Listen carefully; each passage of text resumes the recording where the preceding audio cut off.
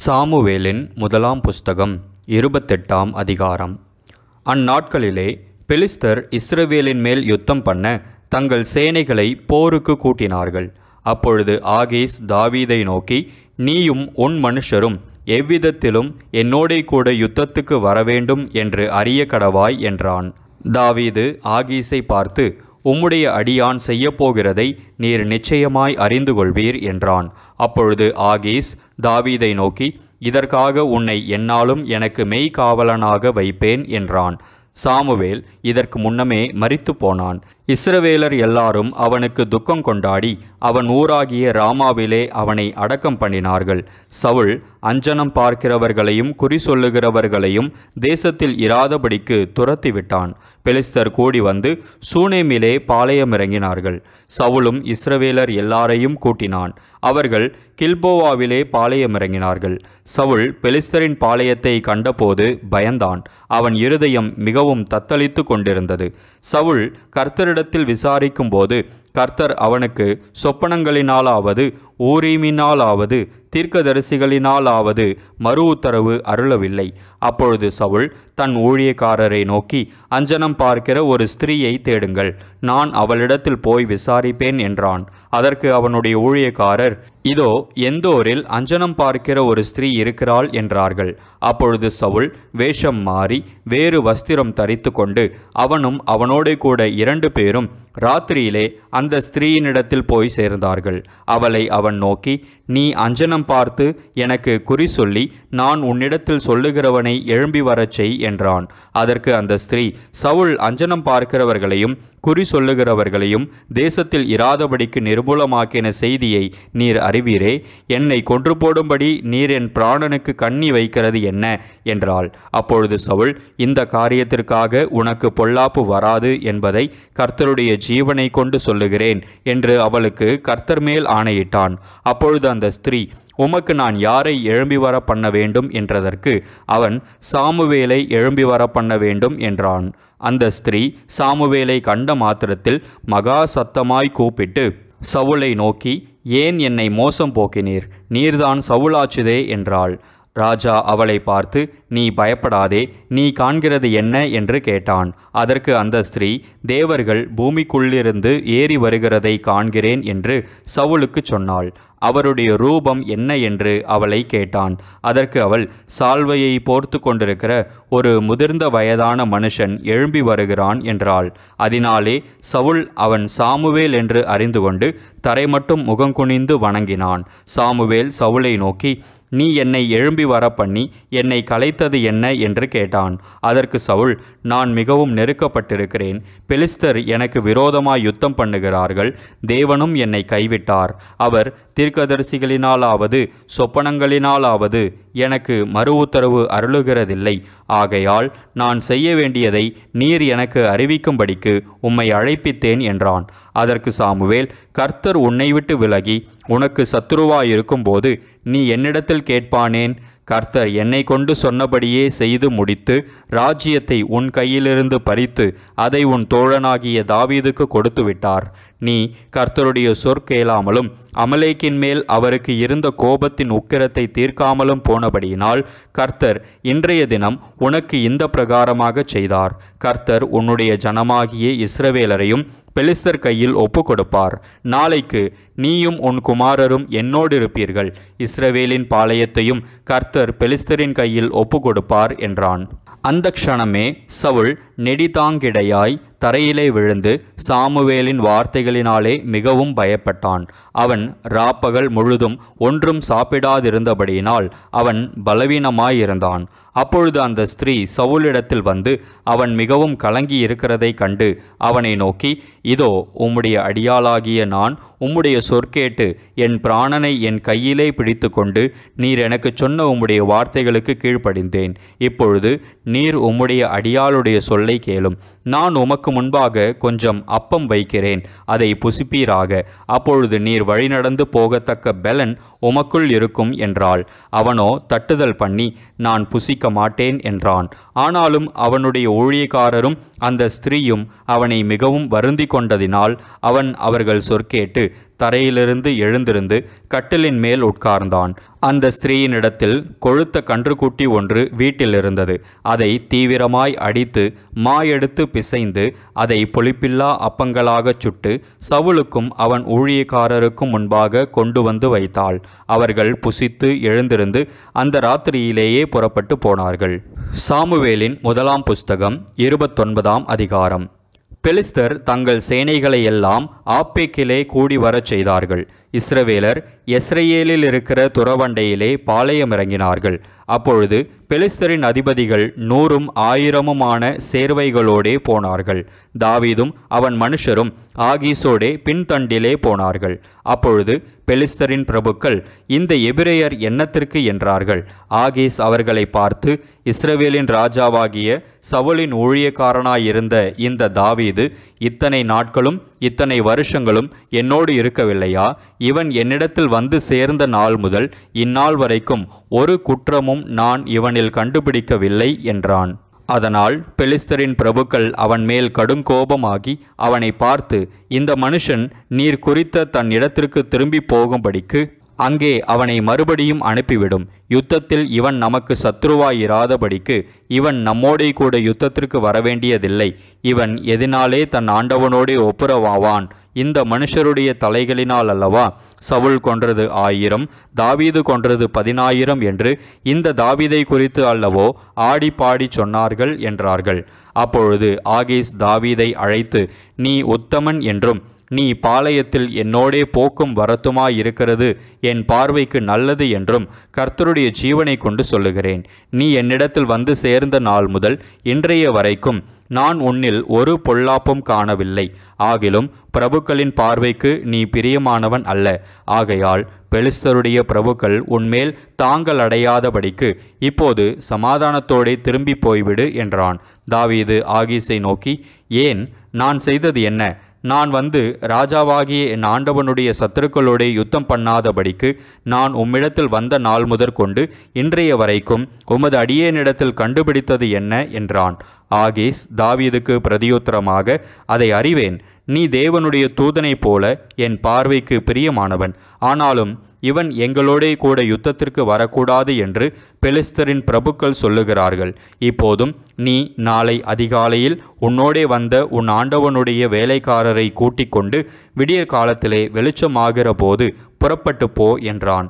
அப்படியே தாவீது அதிகாலையில் தன் மனுஷரை கூட்டிக் கொண்டு பொழுது விடுகிற நேரத்திலே பெலிஸ்தரின் தேசத்திற்கு திரும்பி போக புறப்பட்டான். பெலிஸ்தரோவெனில் எஸ்ரேலுக்கு போனார்கள். சாமுவேலின் முதலாம் புஸ்தகம் 30ஆம் அதிகாரம். தாவீதும் அவன் மனுஷரும் 3ஆம் நாளிலே சிக்லாகுக்கு வந்து சேருகிறதற்குள்ளே அமலேக்கியர் தென்புறத்து சீமையின் மேலும் சிக்லாகின் மேலும் விழுந்து சிக்லாகை கொள்ளையடித்து அதை அக்கினியால் சுட்டெரித்து அதிலிருந்த ஸ்திரீகளாகிய சிறியவர்களையும் பெரியவர்களையும் சிறைப்பிடித்து ஒருவரையும் கொன்று போடாமல் அவர்களை பிடித்து கொண்டு தங்கள் வழியே போய்விட்டார்கள்.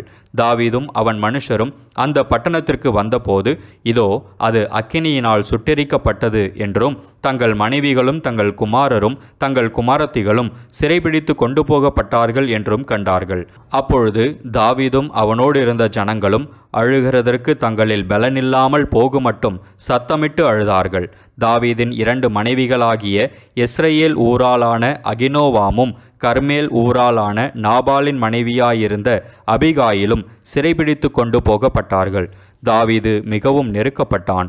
சகல ஜனங்களும் தங்கள் குமாரர் குமாரத்திகளின் நிமித்தம் மனக்கிலேசமானதினால் அவனை கல்லெறிய வேண்டும் என்று சொல்லி கொண்டார்கள்.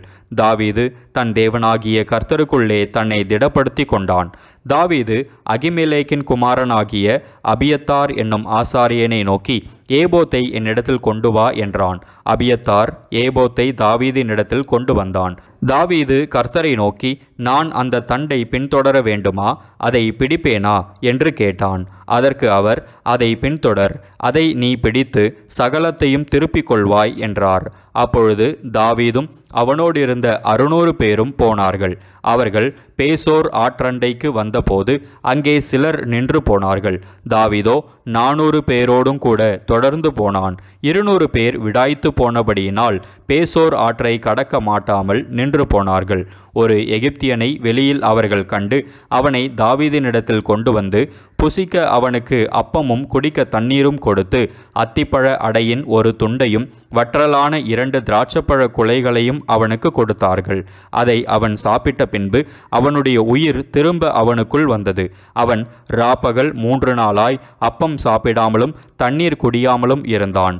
தாவீது அவனை நோக்கி, நீ யாருடையவன், நீ எவ்விடத்தான் என்று கேட்டதற்கு அவன், நான் ஒரு அமலேக்கியனுடைய வேலைக்காரனாகிய எகிப்து தேசத்து பிள்ளையாண்டான்.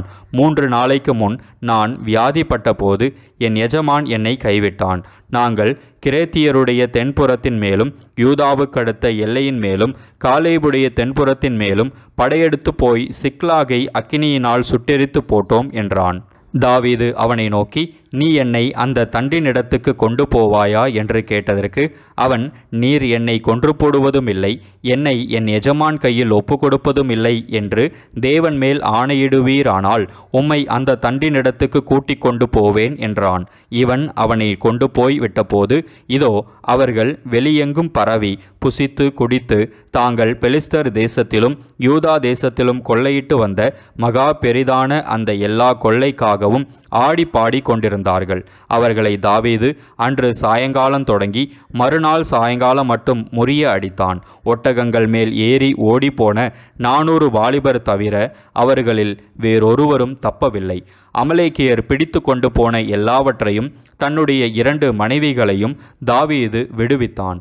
அவர்கள் கொள்ளையாடி கொண்டு போன எல்லாவற்றிலும் சிறியதிலும் பெரியதிலும் குமாரரிலும் குமாரத்திகளிலும் ஒன்றும் குறைபடாமல் எல்லாவற்றையும் தாவீது திருப்பிக் கொண்டான். எல்லா ஆடு மாடுகளையும் தாவீது பிடித்து கொண்டான். அவைகளை தங்கள் மிருக ஜீவன்களுக்கு முன்னாலே ஓட்டி, இது தாவீதின் கொள்ளை என்றார்கள். விடாய்த்து போனதினாலே தாவீதுக்கு பின் செல்லாமல் பேசோர் ஆற்றண்டையிலே தங்கியிருந்த 200 பேரிடத்துக்கு தாவீது வருகிற போது இவர்கள் தாவீதுக்கும் அவனோடிருந்த ஜனத்திற்கும் எதிர்கொண்டு வந்தார்கள். தாவீது அந்த ஜனத்தின் இடத்தில் சேர்ந்து அவர்கள் சுக செய்தியை விசாரித்தான்.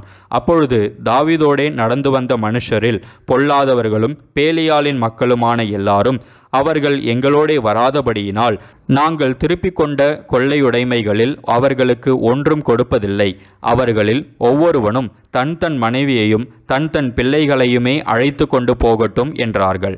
அதற்கு தாவீது, என் சகோதரரே, கர்த்தர் நமக்கு தந்ததை நீங்கள் இப்படி செய்ய வேண்டாம். கர்த்தர் நம்மை காப்பாற்றி நமக்கு விரோதமாய் வந்திருந்த அந்த தண்டை நம்முடைய கையில் ஒப்பு கொடுத்தார். இந்த காரியத்தில் உங்கள் சொற்கேட்க யார் சம்மதிப்பான்? யுத்தத்திற்கு போனவர்களின் பங்கு எவ்வளவோ அவ்வளவு ரஸ்துக்கள் அண்டையில் இருந்தவர்களுக்கும் பங்கு வீதம் கிடைக்க வேண்டும். சரி பங்காக பங்கிடுவார்களாக என்றான். அப்படியே அந்நாள் முதற்கொண்டு நடந்து வருகிறது. அதை இஸ்ரவேலிலே இந்நாள் வரைக்கும் இருக்கும் கட்டளையும் பிரமாணமுமாக ஏற்படுத்தினான். தாவீது சிக்லாகுக்கு வந்தபோது அவன் கொள்ளையாடினவைகளிலே தன் சிநேகிதராகிய யூதாவின் மூப்பருக்கு சிலவற்றை அனுப்பி, இதோ கர்த்தருடைய சத்துருக்களின் கொள்ளையில் உங்களுக்கு உண்டாயிருக்கும் ஆசீர்வாத பாகம் என்று சொல்லச் சொன்னான். யார் யாருக்கு அனுப்பினான் என்றால், பெத்தேலில் இருக்கிறவர்களுக்கும் தெற்கான ராமோத்தில் இருக்கிறவர்களுக்கும் யாத்தீரில் இருக்கிறவர்களுக்கும் ஆரோவேரில் இருக்கிறவர்களுக்கும் சிப்மோத்தில் இருக்கிறவர்களுக்கும் எஸ்தேமோகாவில் இருக்கிறவர்களுக்கும் ராக்காலில் இருக்கிறவர்களுக்கும் எராமியேலியரின் பட்டணங்களில் இருக்கிறவர்களுக்கும் கேனியரின் பட்டணங்களில் இருக்கிறவர்களுக்கும் ஒர்மாவில் இருக்கிறவர்களுக்கும் கொராசானில் இருக்கிறவர்களுக்கும் ஆட்ராகில் இருக்கிறவர்களுக்கும் எப்ரோனில் இருக்கிறவர்களுக்கும் தாவீதும் அவன் மனுஷரும் நடமாடின எல்லா இடங்களில் இருக்கிறவர்களுக்கும் அனுப்பினான். சாமுவேலின் முதலாம் புஸ்தகம் 31ஆம் அதிகாரம். பெலிஸ்தர் இஸ்ரவேலரோடு யுத்தம் பண்ணினார்கள். இஸ்ரவேலர் பெலிஸ்தருக்கு முன்பாக முறிந்தோடி கில்போவா மலையிலே வெட்டுண்டு விழுந்தார்கள். பெலிஸ்தர் சவுலையும் அவன் குமாரரையும் நெருங்கி தொடர்ந்து சவுலின் குமாரராகிய யோனத்தானையும் அபினதாபையும் மல்கி சூகாவையும் வெட்டி போட்டார்கள். சவுலுக்கு விரோதமாய் யுத்தம் பலத்தது. வில்வீரர் அவனை கண்டு நெருங்கினார்கள். அப்பொழுது சவுல் வில்வீரரால் மிகவும் காயப்பட்டு தன் ஆயுததாரியை நோக்கி, அந்த விருத்த சேதனம் இல்லாதவர்கள் வந்து என்னை குத்தி போட்டு என்னை அவமானப்படுத்தாதபடிக்கு நீ உன் பட்டயத்தை உருவி என்னை குத்தி போடு என்றான். அவனுடைய ஆயுததாரி மிகவும் பயப்பட்டதினால் அப்படி செய்ய மாட்டேன் என்றான். அப்பொழுது சவுல் பட்டயத்தை நட்டு அதன் மேல் விழுந்தான். சவுல் செத்துப்போனதை அவன் ஆயுததாரி கண்டபோது அவனும் தன் பட்டயத்தின் மேல் விழுந்து அவனோடே கூட செத்துப்போனான். அப்படியே அன்றைய தினம் சவுலும் அவன் 3 குமாரரும் அவன் ஆயுததாரியும் அவனுடைய எல்லா மனுஷரும் ஒருமிக்க செத்துப்போனார்கள். இஸ்ரவேலர் முறிந்தோடினார்கள் என்றும் சவுலும் அவன் குமாரரும் செத்துப்போனார்கள் என்றும் பள்ளத்தாக்குக்கு இப்பாலும் யோர்தானுக்கு இப்பாலும் இருந்த இஸ்ரவேலர் கண்டபோது அவர்கள் பட்டணங்களை விட்டு ஓடிப்போனார்கள். அப்பொழுது பெலிஸ்தர் வந்து அவைகளிலே குடியிருந்தார்கள்.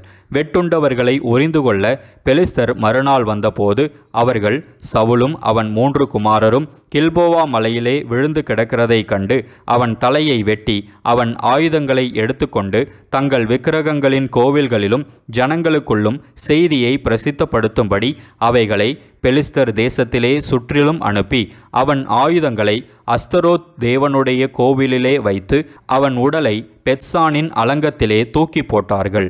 பெலிஸ்தர் சவுலுக்கு செய்ததை கீலேயாத் தேசத்து யாபேஸ் பட்டணத்தார் கேட்டபோது அவர்களிலே பலசாலிகள் எல்லாரும் எழுந்து முழுதும் நடந்து போய் பெத்சானின் அலங்கத்திலிருந்த சவுலின் உடலையும் அவன் குமாரரின் உடல்களையும் எடுத்து யாபேசுக்கு கொண்டு வந்து அவைகளை அங்கே தகனம் பண்ணி அவர்களுடைய எலும்புகளை எடுத்து யாபேசில் இருக்கிற தோப்பிலே அடக்கம் பண்ணி 7 நாள் உபவாசம் பண்ணினார்கள்.